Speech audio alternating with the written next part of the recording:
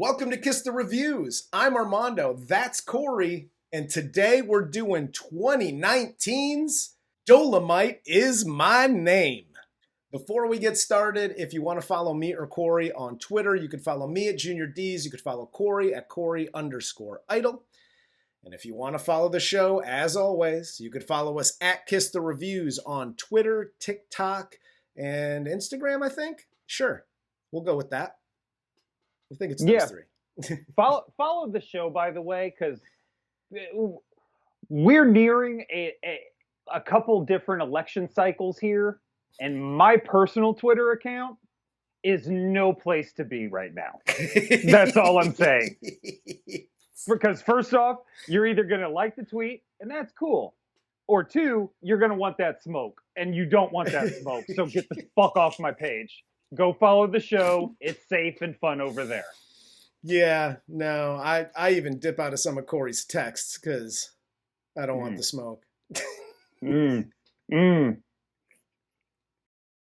Oh, so let's get into the cast of Dolemite Is My Name. This film stars Eddie Murphy as Rudy Ray Moore, Keegan-Michael Key as Jerry, Mike Epps as Jimmy Lynch, Craig Robinson as Ben, and Divine Joy Randolph as Lady Reed. She was fucking amazing in this. She was great. And if you were one of those guys that don't jujule things while you're watching a movie, but you're like, she looks familiar, I recognized her from Office Christmas Party as a security guard. Yep. Which is also fantastic in. No, she absolutely is. And this, if you're not aware, we already reviewed one of the real Rudy Ray Moore's movies, The Human Tornado. Check that out. I'm going to try to put it up here in the corner. Oh, fancy as fuck. Super goddamn fancy. Check you out, bro. But this movie basically portrays the life of the real life legend of Rudy Ray Moore. And I didn't really know, when we did The Human Tornado, I really only knew Rudy Ray Moore as Dolemite. And that was kind of it. I didn't really know a lot of the backstory, and he was trying his hand at everything. Motherfucker was a comedian. He was a recording artist. He's either basically Black Armando or you're white Rudy Ray Moore. But I think I'm white Rudy Ray Moore. Yeah. I think that's probably the best way to take that, yeah. Hell yes. I've tried my hand at everything, and you know what? This is what stuck. At least Rudy Ray Moore got a whole movie career out of financing his own shit. I got this great YouTube career going. Well, that's just because I'm so darn charming. But let's hop into this, because, spoiler alert, anything Eddie Murphy's in, I'm pretty much a fan of, outside of the daddy daycares of it all. I'm R-Eddie. You give me an R-rated Eddie Murphy movie or stand-up or whatever the fuck, I am there. But yeah, his PG and G shit, not for me. I'm good. Yeah, I didn't breed on purpose, so I don't want to watch little fucking critters running around goddamn television ruin one of the best comedians of all time's reputation. I'm good. Well, with that, let's jump into the movie, shall we? Oh, cool. So this movie opens with Rudy Ray Moore. He's pitching his record to a record store DJ, because they used to have those in the record stores back in the day. So great. Which, by the way, if anybody didn't notice, that's Snoop. Snoop, better actor than, I know we've said this in the past, better actor than I thought he would be. Snoop's Snoop's actually a very good actor. Snoop's so talented. It kind of pisses me off, but at the same time, I'm like, dude, good for you. You know what I mean? Yeah. I just want some of the talent. It's not like I'm pissed. Fuck, why does this guy have it? But it's more like, fuck, I wish I could have that. I'm hating a little bit. Yeah. Oh, understandable. Me too. So Rudy Ray Moore is struggling as a recording artist, And at the time, he's also working at the record store that he's pitching his new recording to the DJ at. And he also works at this LA club, and he's like the MC for Ben Taylor at this club. And he also pitches the owner to do stand-up and to like extend his time on stage. So it's not like Rudy Ray Moore isn't the type of guy who's got like a tight 5. He wants to extend that out a bit. And basically the club owner's like, cool story, bro. Yeah, I was definitely getting some Purple Rain club owner vibes from this. Absolutely. But no, and I think it's what I like here too is they're not sugarcoat. Like, he's trying his hand at a lot of things, but he hasn't found it yet. Yeah, he doesn't know. He knows he's talented, but he doesn't know what at. He can't kind of get that right groove. Yeah. So everybody is in the right here, being Snoop, being the DJ, the club owner. They're all like, nah, we're good for a reason. You're in, like, everything you're doing is outdated as fuck. Yes. And like, times have changed. You got to keep up with what's like, be fresh and new, or at least be what is happening now. Yep. And he's not doing that. And I give a lot of credit to him, because a lot of times in these kind of biopics, especially when it's like one of your heroes, like Rudy Ray Moore clearly influenced Eddie Murphy's comedy. Oh, a lot of times they tend to overinflate how together they had it in the beginning, and it just, everybody took a piss on him. And it's like, no, this is happening for a reason. You just don't have it yet. Yeah, he's still finding himself. Yep. He's trying to write Darling Nikki or Purple Rain, but he just hasn't found it yet. Well, not everybody's father can commit schmuicide right away. You know what I'm saying? That's a second act thing. That's not a first act thing. Yes. So one day he's working at the record store. Homeless dude comes into the store, starts rhyming about bad motherfucker named Dolemite. Rudy then gets this idea to take the Dolemite character from this homeless dude's stories and turn it into an act. He then tracks down Rico, the homeless dude, and pays him and his homeless buddies to tell him all the jokes and stories. Question. Is Answer? this a little bit fucked up? So, yes and no. Just a little bit? This is why I say yes and no. For normal people, this is super fucked up. For me, this is not fucked up at all. You take them goddamn stories because they're funny in like the, I don't know, in the guy on the street, homeless kind of way. He's taking it because he has talent, and he's turning it into something that's a little bit more polished. It's not like he took the shit and who knows what the real story is. Maybe he took the shit directly, didn't write a goddamn thing, and started performing it. And you know what? If that's the case, good on you, bro. I'm okay with that too. That's why I'm like, is it a little fucked up? Because I'm not saying I wouldn't do it. I would absolutely I'm just do saying, it. Like, it's a little fucked up because his whole career, he stole from somebody else. Yeah. He's basically like the OG Carlos Mencia. Yes, absolutely. Yeah, like I think these are the rules. Okay, people. Okay. These are the rules. You could steal jokes from the homeless guys, right? Maybe a buddy, a thing you hear at the bar. It's just the professional comedians and people that are coming up. You know, if they're standing on a stage with a microphone, don't steal that joke. You were correct. I think the line here is he did give them money. That's and true. He paid for the said, jokes. I'm going to record you. Yep. So those two things, I think, give him his out clause. I agree. So Rudy here then dresses up like a pimp with a cane. It goes through his whole apartment. He's going through boxes and shit. And he does the act on stage at the club. And the crowd immediately loves it. And the club owner sees it, and he was like, as club owners do, he went, everybody seems to like it. I could make some money off this guy.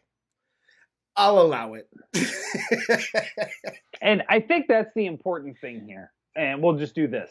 Corey's Life Lessons. Hi, creatives. Uncle Corey here. So you have this vision, right? And you don't want to fucking compromise your vision. Nobody wants to see shit from you unless it's going to make them money. Kind of period. That's why I can't get my publisher to return any of my calls. Because I did not make him enough money to pay for those minutes on the phone. Period. I think the fact that your publisher is still working off of minutes tells you something. That's just the excuse he gave me. He just sent me a text. Like, you're going to use up my minutes. That motherfucker calling you on a Cricket. On the Cricket wireless plan. He then goes to his aunt's house. He asks her for money to record a new comedy album. He also gets his friend, Jimmy Lynch, to record him in front of a live audience at his own house. Okay, this scene is literally, I know the clothes and the jive turkey, like how everybody speaks is so very 70s. We talked about it in The Warriors, like, like, hey man. But this scene is so very 70s because like back then, like now it's like you could have a YouTube channel, or I'm going to do TikTok where I do a funny little thing, or what. There's so many different avenues where you can perform and get your art out there. Mm-hmm. In the 70s, it was like you were in the club, you were on the street corner, or you had to figure out another way. And this, like, dude, we're going to set up my house like a goddamn comedy club, and we're going to record the shit, and that's my first album. Blows my mind.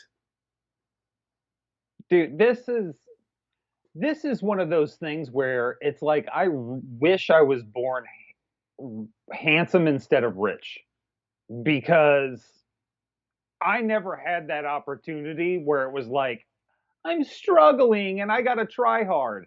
I've never had to do that in my life. No, I'm just getting warmed up.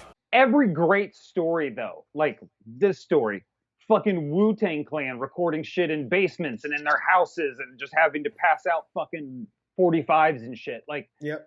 All of these coming up stories are so fucking inspirational because you're just watching these guys figure out a way to get their shit into people's faces. Yes. Now, today, you can be, let's just say, two lazy white motherfuckers and go, let's record something on our phone. Yes. Cool. Easy. Yep. This takes zero innovation, what we're doing. You were right. These movies are so inspirational, though. I love them. They are, but before we get to the next scene, just a little bit of advice, not a don't do that or anything. What Corey said. All of what Corey said. But it starts with having talent. You have to have some motherfucking talent. After that, everything Corey said is absolutely correct. It's super motivational. It's great to see, but it starts with the talent, guy.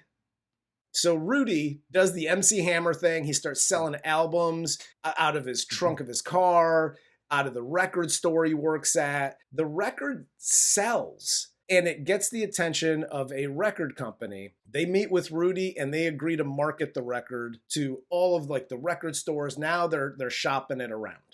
So before I knew who Rudy Ray Moore was, I actually ran into one of his albums in a like thrift store or antique store, whatever it was, but ran into one of his albums. And I thought, holy shit, there's a lot of titties on this album cover. I can't buy this, especially for like $30. Now I really wish I had bought it. Oh, yeah. That's a collector's item now. Yeah. I don't even remember where I lived. I moved so much. You'll never catch me, feds. It's, the fuzz, they're never going to get me. So Moore then goes on tour in the South to promote the record. While he's in Mississippi, he meets a single mother named Lady Reed and convinces her to join him as part of his tour. And she goes with him and creates her Queen Bee character. Am I the only person, regardless of the film, black film, drama, comedy, whatever it may be, but anytime they're like doing one of those transition cards and they pop the text on the screen and it says Mississippi, I go, oh, fuck. Like, we're just about to see some hateful shit. There was none here. Yes. I'm sure there was none, thank goodness. I'm sure there was in real life. There wasn't in this movie. No. But it's just like every time I see Mississippi, I'm just like, ugh. Yep, absolutely. Just get your shit together. Come on, Mississippi. What are you fucking doing? So Moore and his friends decide to go see a movie one night. They realize it ain't funny, and Moore then decides to make a film starring himself as the Dolemite character. Now, this I have to actually stop you and throw out another PSA. Corey's life lessons. Hi, creatives again. Uncle Corey here. If you have an idea and you are writing or making something or singing or whatever it is you're doing to create your whatever, it's one thing if you want to make something for yourself. That's a lot of fun. It's harder to sell that though. But what he's doing is creating something for an entirely new audience that is completely being ignored. That is what you want to find in your art that you are creating, is find that fucking niche group that is going to be for and aim your marketing specifically at them. Yes. After being turned down by a film exec, Rudy asks his record company for an advance on his royalties from his album to fund the movie himself. They tell Rudy they'll do it, but if it fails, they basically own the rights to all of his records and basically him for the rest of his life and until the end of time. I like this scene too because Rudy goes into the, oh, what do you mean? Like I'm a fucking slave? Like you gonna own me? And they're like, okay, cut the shit, dickhead. Like this is serious. And yes. And he immediately is like, oh, okay. You know what I mean? Like, yep. He's trying to kind of hustle his way out of kind of what he's gonna have to do here. And when they're like, no, dude, like, we're being real and looking out for your ass. Yes. Like, literally, you are working for free for the rest of your fucking natural life. Yes. Think about it. But, again, what is so inspirational here is betting on yourself. Yes. Because that is so fucking hard to do. Hell yes. It takes a lot of fucking balls to just be like, here is everything I have. I'm betting on this one thing I'm doing. But I have talent. I'm tagging everything you say with that the whole time. What y'all think it is? Whether he intentionally made it funny is irrelevant. He put himself out there and everybody could have seen it and went, guy, this isn't it. And no. you're putting yourself out there to basically get ridiculed like we do on a weekly basis. Well, actually, it's a bi-weekly basis now. So Moore then tracks down Jerry Jones, who's a playwright. He agrees to write the screenplay. Everything about this, because Rudy doesn't understand the film business. He just knows that he wants to make a film and this is what he wants to make it about. And him and Jerry go through and write it, which this could have gotten, first of all, so far away from them if Jerry didn't pull Rudy back in. Because Rudy was talking about aliens and dragons and kung fu. Like there was all kinds of shit and everything's got to have titties. And Jerry put a story around it. What do you mean But- that was out of control? That sounds like literally the perfect story. Aliens and dragons and karate and everything has titties. Yeah. Sign me up, bro. Dude, Rudy Ray Moore was the first draft of Game of Thrones, is in Rudy Ray Moore's like dresser somewhere. And if you have seen The Human Tornado, just about the same amount of wiener in that is in Game of Thrones. Absolutely. And I mean Absolutely. like all of season 1, not episode 1. Yes. All of season 1. Yeah, lots of winners. There's a lot of dick in The Human Tornado. Rudy and Taylor go to a strip club. They find Rosemary's Baby actor Derville Martin and offer him a role in their movie. And Martin says no until Rudy gives him the opportunity to direct the film. How in the fuck was Wesley Snipes not nominated for something? I know, right? This was unbelievably good. Listen, Wesley Snipes is a good actor, period. Mm-hmm. You know, I know most action stars, and especially like the action movies we've reviewed, you're like, holy shit, this guy can't act. He could just like kick and whatever. Yeah. Wesley Snipes is that dude. He could play any character from Blade to this guy. Like, he was phenomenal in this. He stole every single scene he was in. I Yep. forgot other people were even around when he was doing his thing. Yeah. And again, how the fuck was he not nominated for something? Because I know this movie, when it came out, got a shitload of attention and got nothing but positive reviews. Yeah, the So- reviews were great. Where the fuck was the attention for Wesley Snipes in this? Because this was one of the best things I have ever seen him do. Yeah. This was phenomenal. So Moore and his friends convert an old abandoned hotel into a makeshift soundstage. Jerry then invites a group of white film students from UCLA to work as the film's crew. When the film students come in, they kind of have an idea. Rudy has zero idea. And then you have Derville, who knows the business. And just everybody's interactions as they're trying to make this film now. Because it just cuts right into them jumping in, getting everything cleaned up, and filming. It's so great. It's fantastic. And my favorite part, because it's one of my favorite parts in any of the Dolemite film, is the karate. And Eddie Yes. Murphy so perfectly got down Rudy Ray Moore's terrible karate. His It was learned kung fu. Oh my God. What is happening? Rudy's lack of karate and acting skills completely pisses Derville off. And it is so great when I'm watching all these scenes strung together in this movie. It brought me back to when we did the review.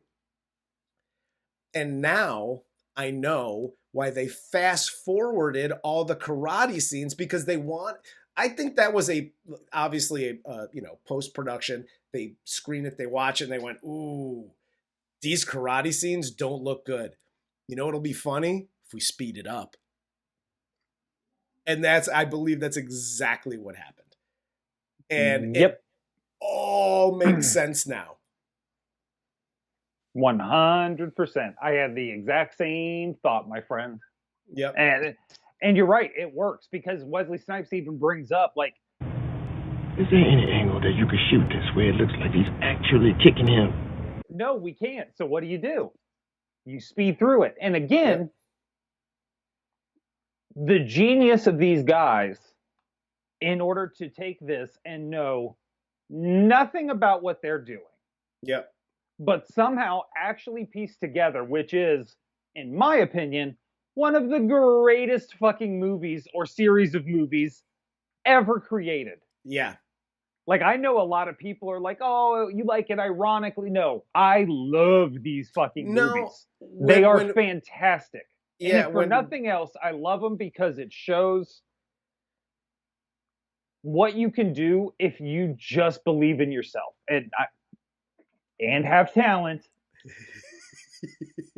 Thank you. I'm learning. I'm Thank learning. you. Yes! But if you go into it knowing exactly what you're getting, they're fantastic because, especially now, knowing what all these guys went through to make this movie, these movies are fucking fantastic. Yeah. I couldn't have done it. Yeah. I never could have gotten through and made a movie like that. Never could have done that, not knowing one thing about it. Exactly. And the funny thing is, after filming is done, D'Urville basically just pieces out. He just dips the fuck out the door like, I'm done.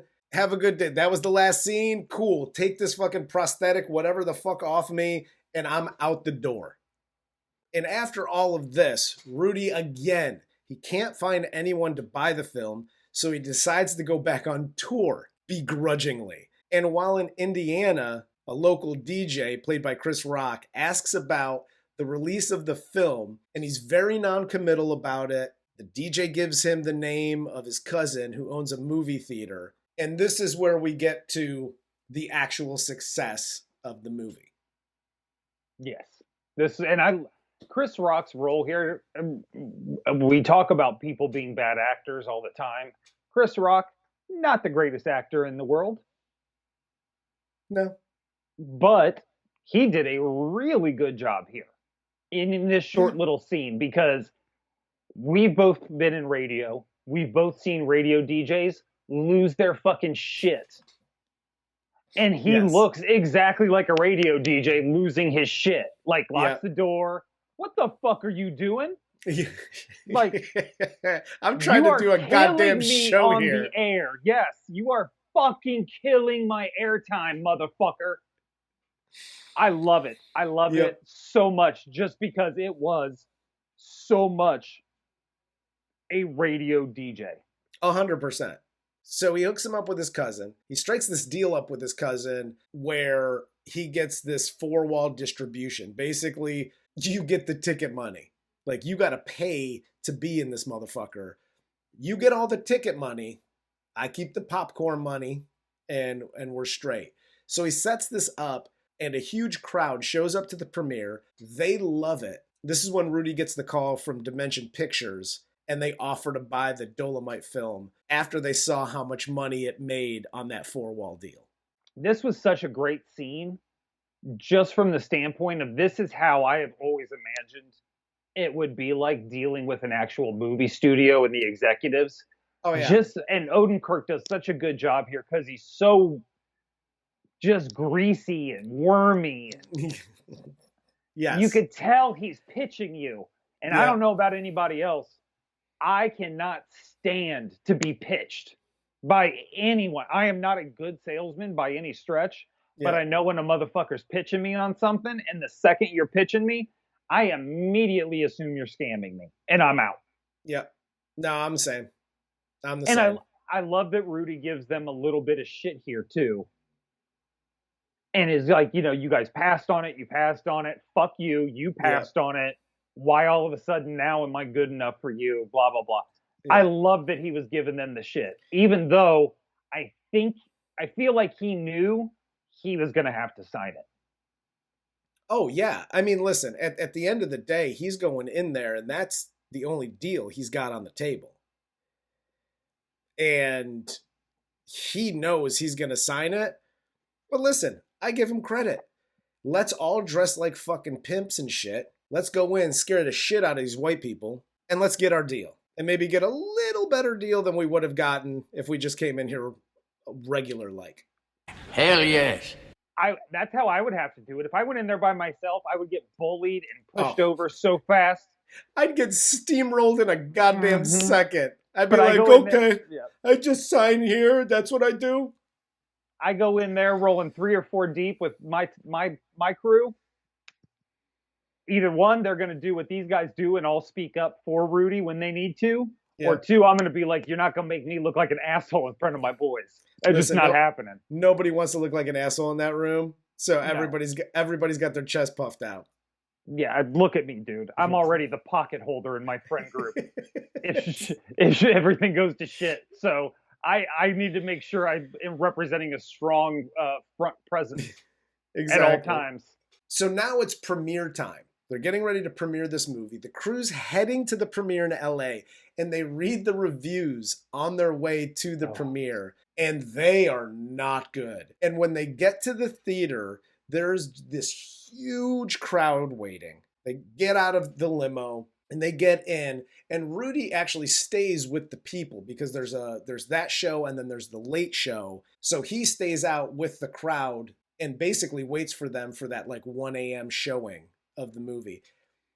This whole roller coaster of a ride is awesome because everybody's been there. You're expecting shit to just be, and you're reading. People literally, me and Corey do this every morning when we get up. We're like, oh, look at all these horrible reviews that we have.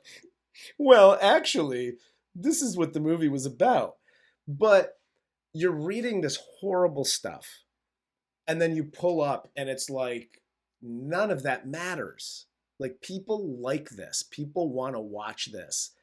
And, like, that whole ride is awesome. And the way they shot it was great. Oh, it was. I can't speak enough about how good this fucking movie is. Yeah. I just can't. I know what happens to Rudy Ray Moore because he's a real person. This is history. This is, you don't even have to file a Freedom of Information Act to figure this stuff out. Like, it's just public knowledge. What happened to this guy throughout his journey in making Dolemite. Yep. And yet still I'm so captivated and I'm so hooked on him having to hear these shitty reviews and feeling so terrible for him. And then seeing the crowd at the premiere and just being like, yeah, fuck those guys, Rudy. You know what I mean? Like, yep. Like, that shouldn't be there in a story. I already know. Yes. But it is. That's how good of a job they did with this film. Oh, yeah. Absolutely. And so things that I didn't know, because again, we don't do research, but in the film's notes at the end of this... actually, if you're going to call yourselves a review, you should do research. Yeah, fuck that. I'm like Rudy Ray Moore. Fuck those guys. So in the film notes, it said that Rudy Ray Moore continued to tour, which I later found out that he was an actual stand-up and kind of looked into that. But he did 7 or 8 Dolemite movies? And it said that this movie made $10 million. I had no idea. And they showed the check, and I looked it up, and the budget was like $35,000. And you gross 10 million? That's crazy. And the funniest part is the movie ends with clips from the human tornado. Mm-hmm. Him diving over the bushes, asshole naked.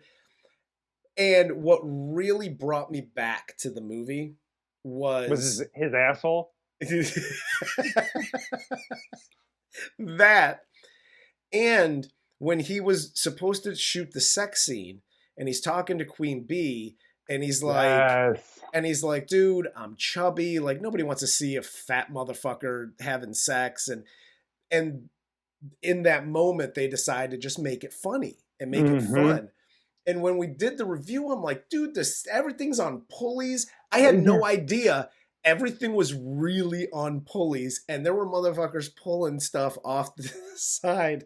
But that when they shot that scene and how they shot it, I lost my mind. So when the scene came up at the end here, it just made me laugh all over again. Yep. This dude just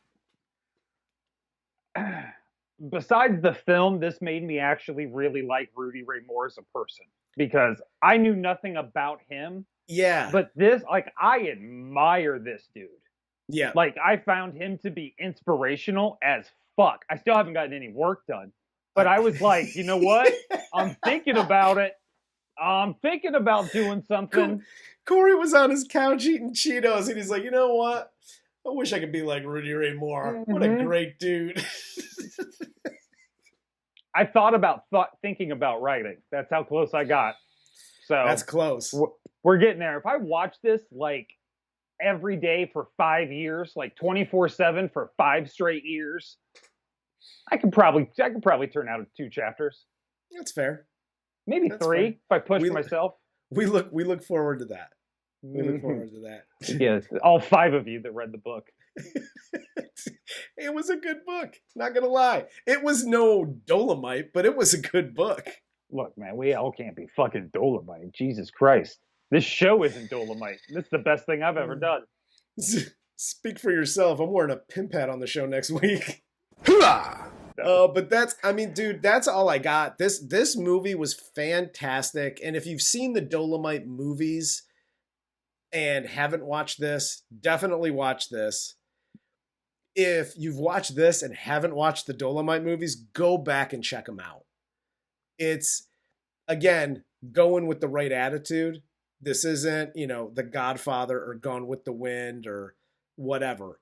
Going with the right mindset, and you'll be good. You'll have a good time, especially knowing all the backstory going in. I actually wish I watched this before I watched The Human Tornado. I am actually going back and watching all of the Dolemite series now because I am, like I said, I'm not bullshitting. Like,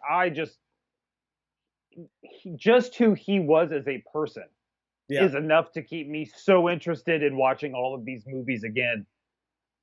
I can't say enough about it. My favorite part of the movie too, which we've skipped over because I kind of fast forwarded us through the end though. But he's in the movie theater and everybody starts laughing. And the theater manager says, "Oh, this is a comedy?" And he's like, "Yeah, it's a comedy. Can't you hear him laughing?" It is whatever they need it to be. Yes. That's exactly what it is. He set out to make a serious film. That's what he wanted, an action movie, serious film. And in that moment, he went, I kind of fucked up. Like, this was supposed to be serious, but I guess it is kind of funny. And in that regard, that's why I love him, because you can't take yourself too serious. If he took himself too seriously, he would have been pissed and there would have never been another movie. But now that he knows what it is, I'm going to lean into it. And there you go. Now he's got a fucking movie career too. Yeah, look, dude, this is the difference between Rudy Ray Moore and fucking jerk-offs like Tommy Wiseau, who were like, "Nah, I made The Room and it's super serious." Like, no, it's not, dude. Because you don't have that thing Armando's been talking about. But guess who does? Rudy Ray Moore, because he improvised and adapted like a motherfucker. Absolutely. Absolutely. I think we'll end it there because that was awesome. So, for Corey, I'm Armando. This is Kiss the Reviews, and this was 2019's Dolemite Is My Name.